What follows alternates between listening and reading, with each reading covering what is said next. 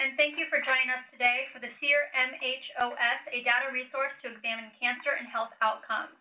My name is Jennifer, and I will be your WebEx host. Before I turn over today's presentation to Roxanne Jensen, I'd like to share a few housekeeping items.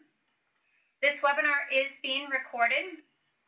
All attendees have been muted upon entry and will remain muted for the duration of the webinar. Please submit your questions throughout the presentation using the Q&A or chat panel and select all panelists from the drop-down. We will facilitate your questions during the Q&A portion of the webinar. If you need to view live closed captioning, please refer to the chat box where a link will appear shortly. And with that, I'd like to turn it over to Roxanne. Okay. Hi, everyone. Thank you for joining us today. My name is Roxanne Jensen. I'm a program director in the Outcomes Research Branch at the National Cancer Institute, and I am the scientific lead for the SEER-MHOS data resource. On today's webinar, we will provide some background on SEER, Medicare, and the MHOS survey.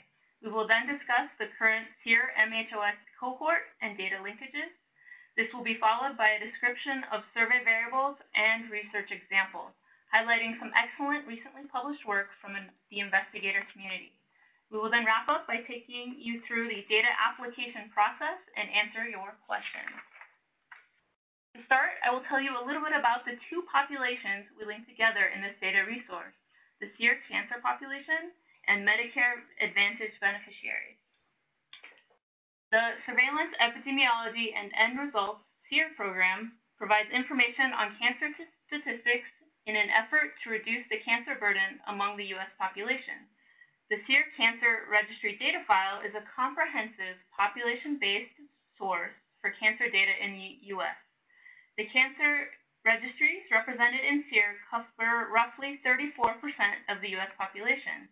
The SEER contains demographic information and cancer information such as primary tumor site and morphology, cancer stage of diagnosis, and initial course of treatment for radiation and surgery. It is important to note that the SEER data in SEER-MHOS does have a vital status indicator that is updated with each new data linkage.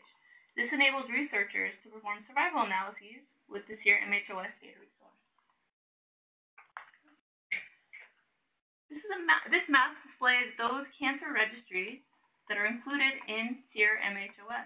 SEER-MHOS does not include the Alaska Native and Arizona American Indian registries. The second linked data source are Medicare beneficiaries, specifically those enrolled in Medicare Advantage.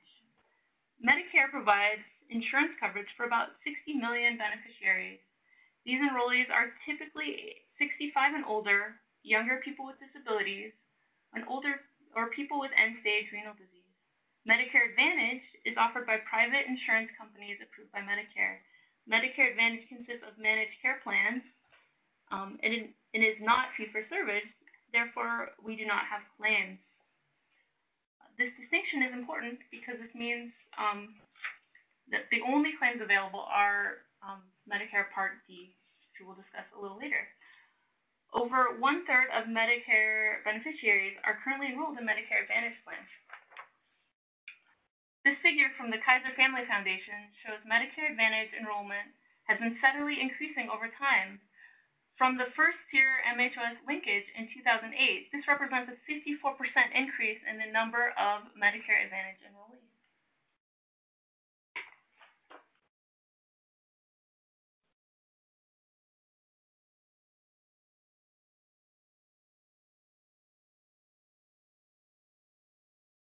Okay, thank you very much, Roxanne. I'm Beth Gualtieri, and I'm with the Health Services Advisory Group, and we do the data analysis for the Medicare Health Outcomes Survey, or the HOS, and we partner with the National Cancer Institute for the SEER-MHOS linked data set. So we are partners with them, and we do this work on behalf of CMS. The next few slides will provide a brief overview of the history of the Medicare Health Outcomes Survey, or the MHOS.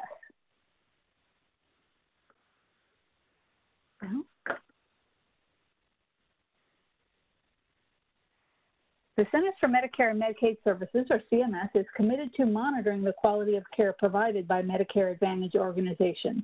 The Medicare Health Outcomes Survey is the first patient-reported health outcomes measure for the Medicare population in managed care settings, and it began in 1998. The primary purpose of the Medicare HOS program is monitoring health plan performance and rewarding top-performing health plans. Managed care plans with Medicare Advantage contracts must participate in the Medicare HOS. The clinically meaningful data that are collected can also be used for advancing the science of functional health outcomes measurement. So CMS also includes the HOS results as a component of the Medicare Plan Finder, and you can see the URL for that finder on your screen. This is a web-based tool that helps inform beneficiaries about their Medicare enrollment choices. The development of the Medicare HOS. The HOS was developed and continues to be refined under the guidance of a technical expert panel, or TEP, comprised of individuals with specific expertise in the healthcare industry and outcomes measurement. HOS analysts apply the most recent advances in summarizing physical and mental health outcomes results and apply appropriate risk adjustment techniques. In addition to health outcomes measures, and again, these are the beneficiary reported ones, the HOS is used to collect the HEDIS effectiveness of care measures. HEDIS stands for the Health Effectiveness Data and Information Set and is managed by the NCQA, the National Committee on Quality Assessment.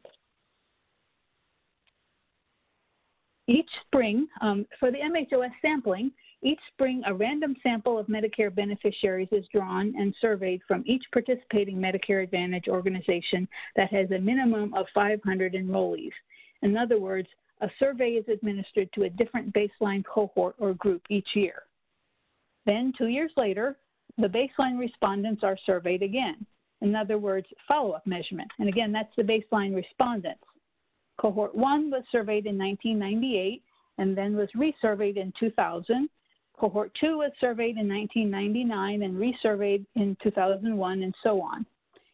During the most recent HOS administration in 2018, or round 21, Cohort 21 was surveyed and Cohort 19 was resurveyed using the HOS 3.0 survey. More information about the Medicare HOS can be found at the CMS website listed, and also information can be obtained from the HOS online website listed below, including sample reports, sample surveys, and supporting documentation for the surveys. At this time, I'll turn it over to Roxanne, who will talk about the SEER-MHOS overview and available data. Thank you, Beth.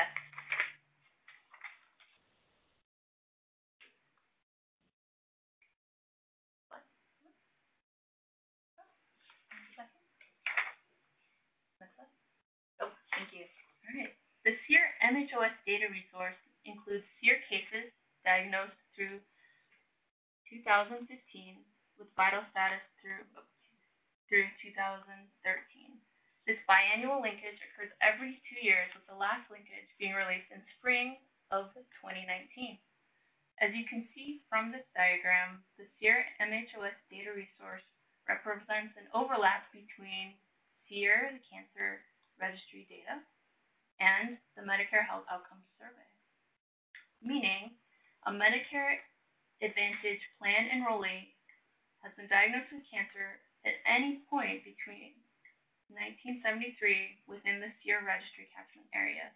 This person was selected to be in at least one Medicare Health Outcomes Survey cohort, and each cohort represents a set of 2 surveys 2 years apart.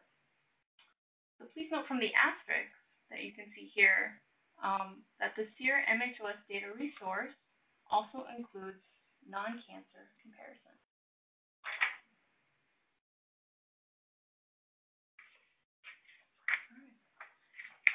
The data in this resource includes variables through SEER, which were highlighted earlier in the presentation, and data elements from the MHOS survey. Topics include patient-reported outcomes, survey items that inform the calculation of HEDIS quality measures, and new in 2019 SEER-MHOS Part D prescription drug claim data.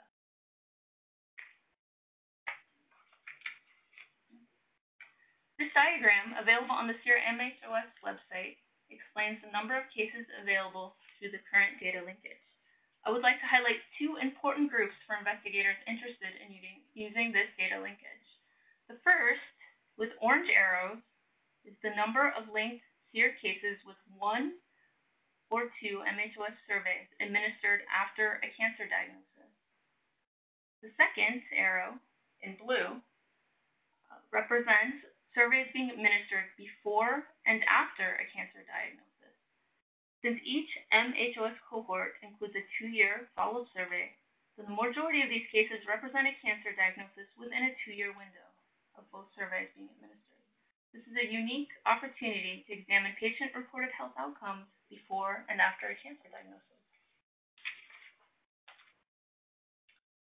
This slide represents these numbers for the 4 most prevalent cancers. You can see that about 6% of patients for each cancer completed a survey before and after their diagnosis. You'll notice that lung cancer, due to its limited life expectancy after diagnosis, has a much lower rate of surveys completed after a diagnosis compared to the other cancer types listed.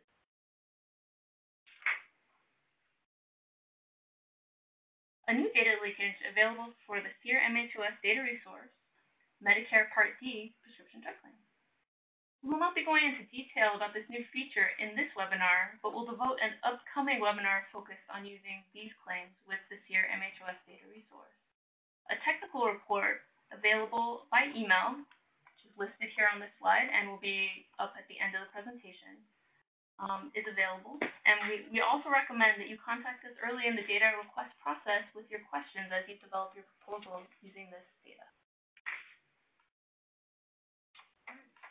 To sum up this section, the strength of this data resource is that it is publicly available, has large samples available for many cancer types, and is one of the largest data resources reporting patient-reported outcomes for U.S. cancer patients.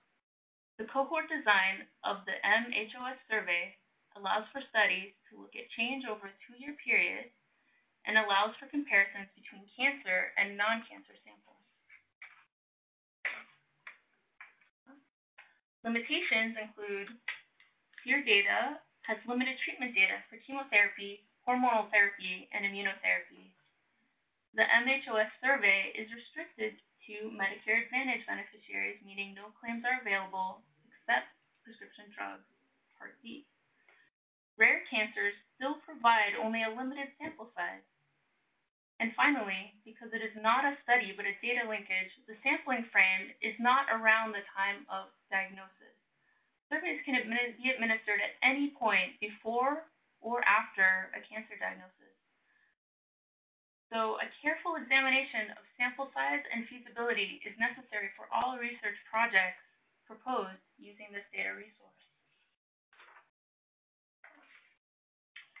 In this section, I will describe in a bit more detail specific variables in the SEER-MHOS survey and highlight a couple research examples. The MHOS survey has many cancer-relevant patient-reported outcomes. Health-related quality of life is a key variable often studied and published on using this resource. Since 2006, health-related quality of life has been measured by the Veterans RAND 12-item health survey, VR12. Prior MHOS survey versions administered the longer 36-item medical outcomes study short-form health survey, known as the SF36. Both are well-validated tools that have been administered to thousands of cancer and non-cancer patients. In 2015, the National Cancer Institute funded the development of an algorithm available to investigators to specifically bridge scores from the SF36 and VR12. This means that mental and physical scores, health scores, have been psychometrically linked and can be reported together, allowing researchers to conduct studies across survey versions and examine trends over time. Other important patient-reported outcomes include items of activities of daily living and cancer-relevant symptoms such as depression and pain. The next slide highlights survey items used to construct HEDIS effectiveness of care measures, including the self-reporting of falls, urinary incontinence, and other measures. I've included 3 example items from the MHOS survey. These items include a clear definition and then ask the respondent to respond to the question. So for example, the falls risk management has a question that asks, a fall is when your body goes to the ground without being pushed. In the past 12 months, did you talk with your doctor or other health provider about falling or problems with balance or walking? And the response options are yes, no, and no visit in the past 12 months.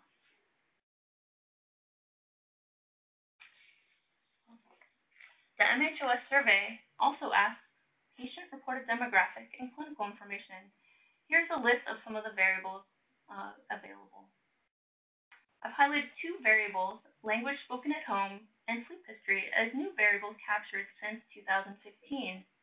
The SEER-MHOS survey does change over time, so reviewing the SEER-MHOS codebook available on our website is important to ensure that items that are important to your research have been asked long enough for a sufficient sample size to be available for your proposed analysis.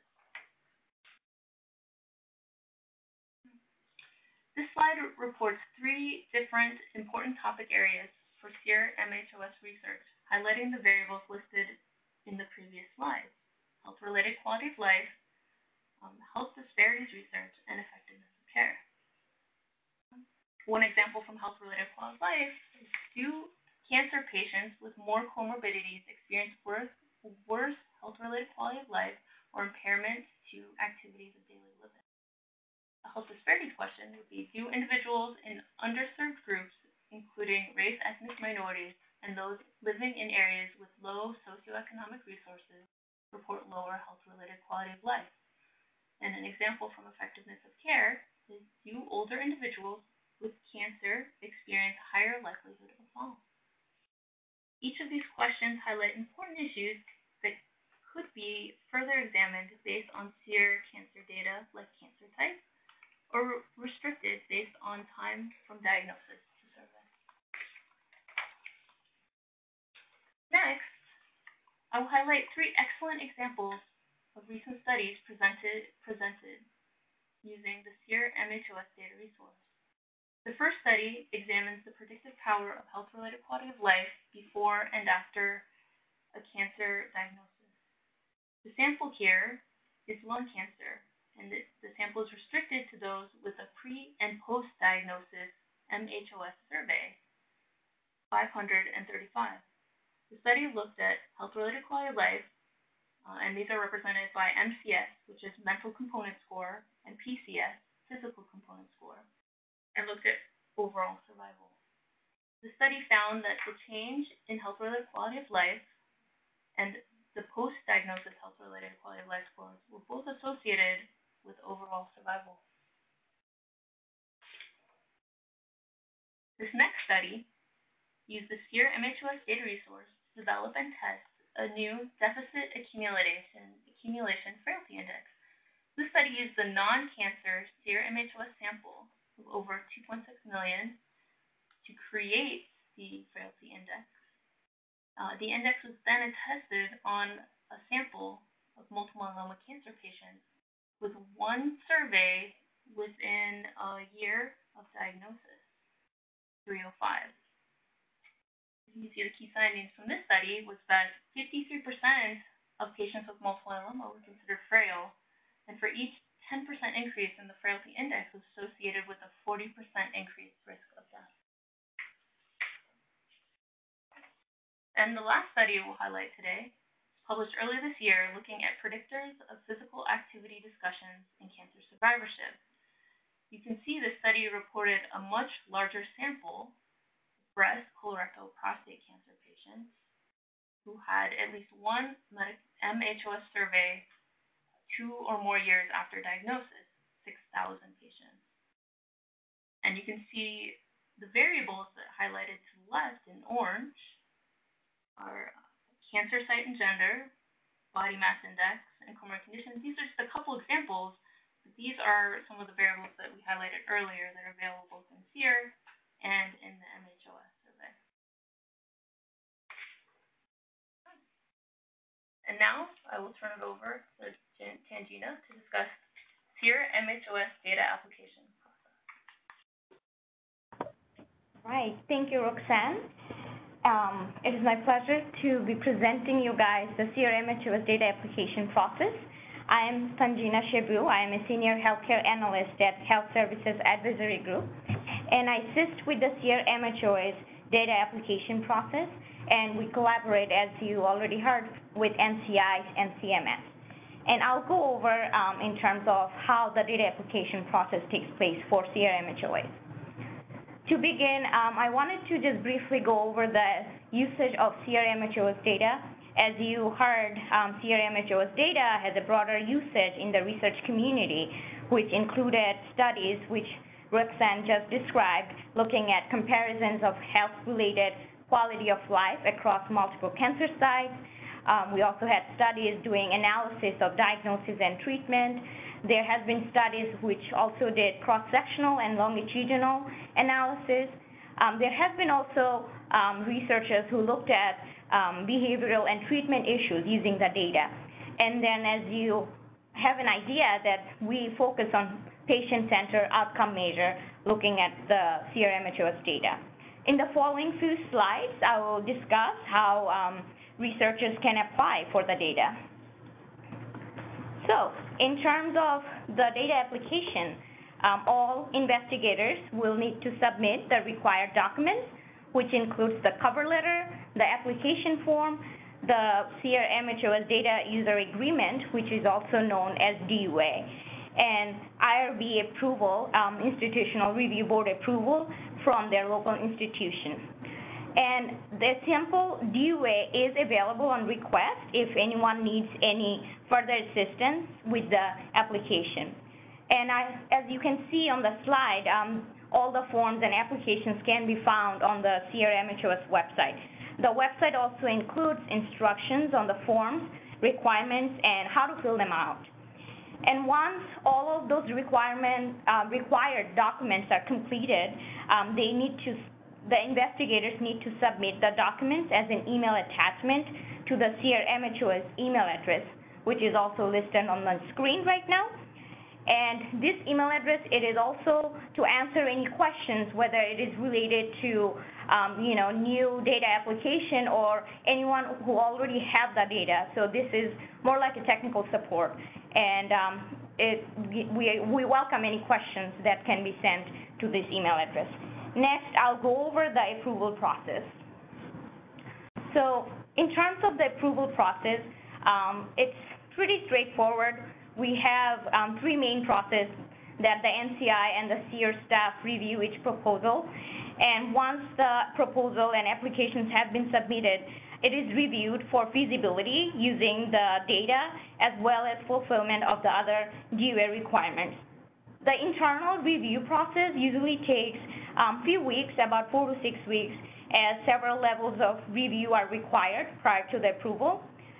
In the next slide, I'll go in details how the process takes place in terms of why it takes us 4 to 6 weeks to review the application. Okay? So in this slide, we have outlined the review process for SEER-MHOS application. And you can see how it starts from the time someone submits the project proposal. Then NCI conducts the first review. Then CRPI reviews it. And there may be some revisions that's needed before the proposal gets final approval for data request.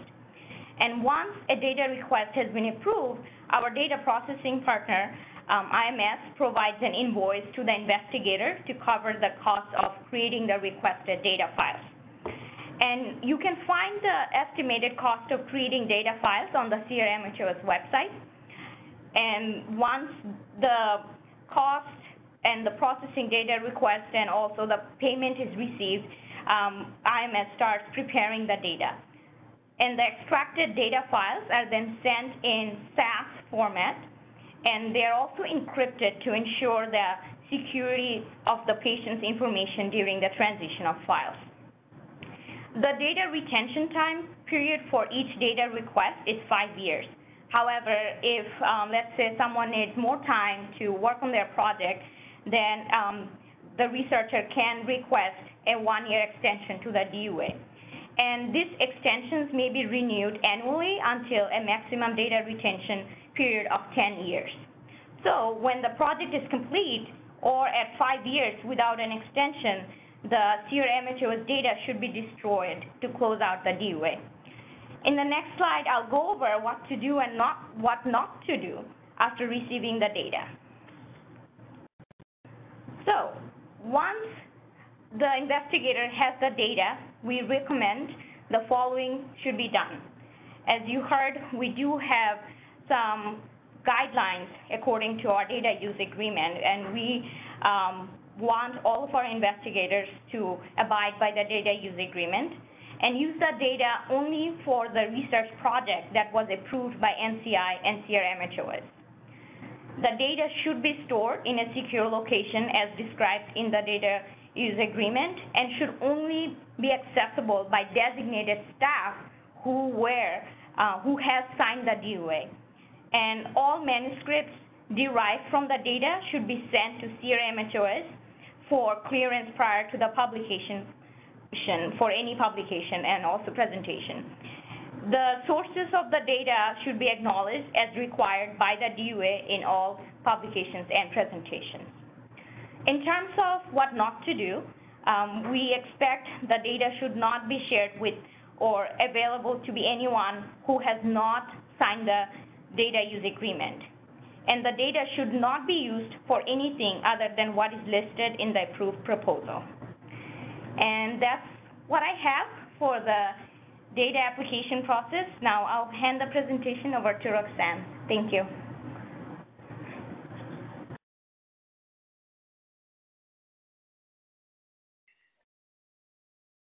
Thank you, Tangina. So this slide provides a summary of the data sources we discussed today: SEER, Medicare, Medicare Advantage, and the Medicare Health Outcomes Survey. The SEER-MHOS data resource offers an important opportunity to help the cancer research community describe and understand trends in health outcomes for cancer patients and survivors.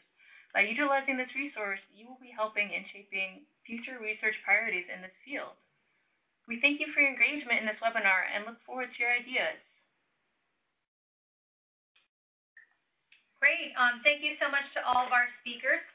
With that, we're going to transition to Q&A. As a reminder to our attendees, please submit your questions using the chat and Q&A box, and we will ask those on your behalf during this portion of the webinar.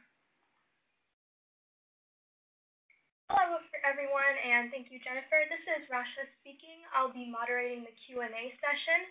I'll start with a question for Tangina on data accessibility. Is this data accessible for pre-doctoral students? Yes, the data is accessible.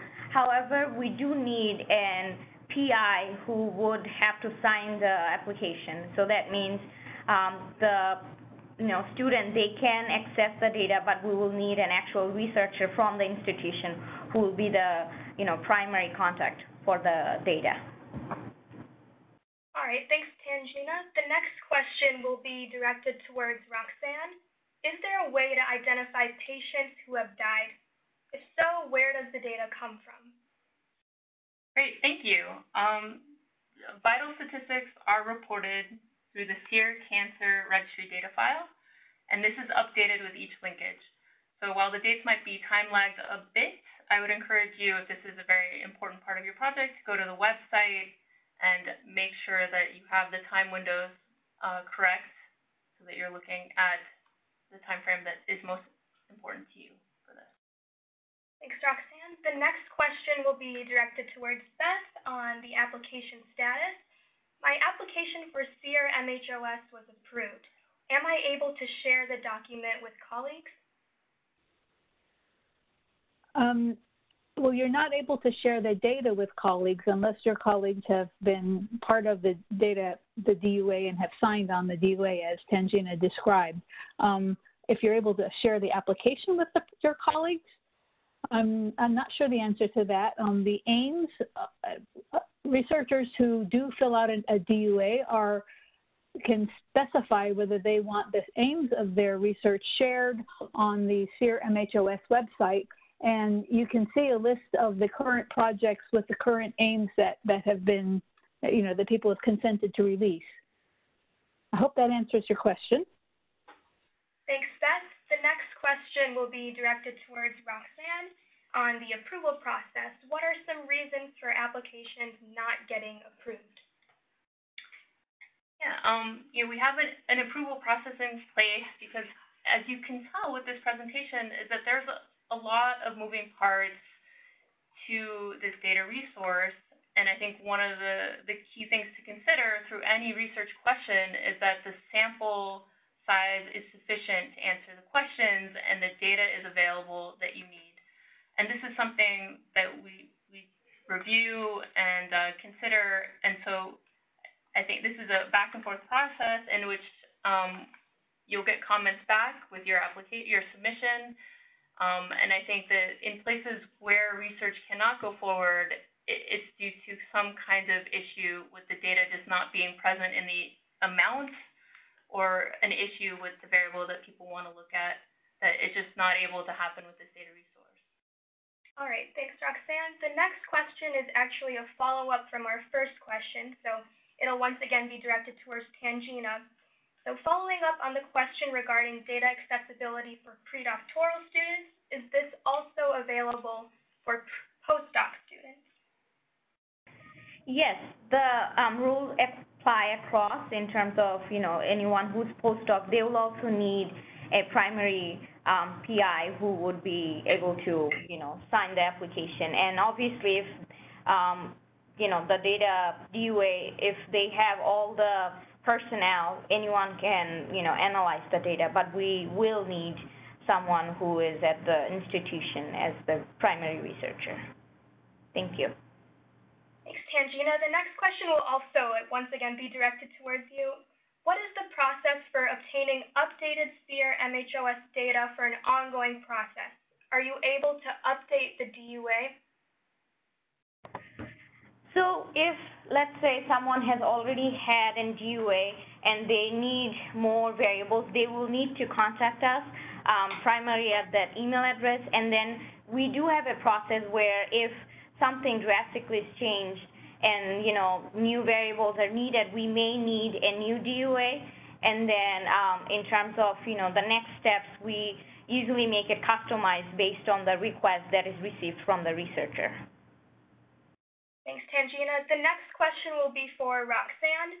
Is there a separate application process to request access to Medicare Part D? Thank you. No, there is no separate application. However, the research application must specify how this data will be used with the MHOS survey data. Thanks, Roxanne. The next question will be for Beth. Would it be possible to address the process or requirements for publishing the results of a study that utilize SEER-MHOS data with or without Part D data? Well, the answer is the same, whether Part D data are included or not in the research study. As it says in the DUA, when you have completed your research and you have a manuscript ready for submission, you must submit it to SEER-MHOS. And again, that's the email address listed on your screen for clearance. And that manuscript will be reviewed for several things, including maintenance of respondent privacy. For example, the requirement of having no table cell sizes of 10 or less that might be might compromise a respondent's privacy, and other things like that. So that manuscript must be submitted, and then after it has been past the clearance process, then you can submit that manuscript for publication through the usual publication channels. Got it. Thank you, Beth. The next question will be towards Roxanne. I noticed that not all of the SEER cancer registries were included in the SEER-MHOS linked data. Why is that? Although not all of the SEER data sites are currently linked to the MHOS survey, this is evaluated on an ongoing basis, and cohorts may be added in the future.